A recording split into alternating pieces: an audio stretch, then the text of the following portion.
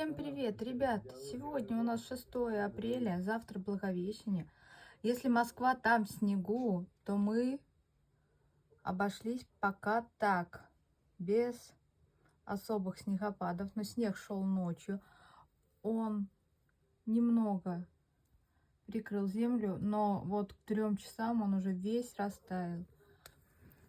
Посмотрите, какие красавицы! Подснежнички.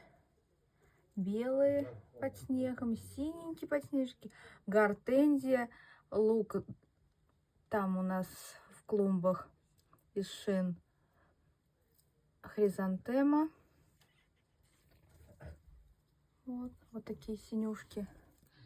И помидорки на окошке.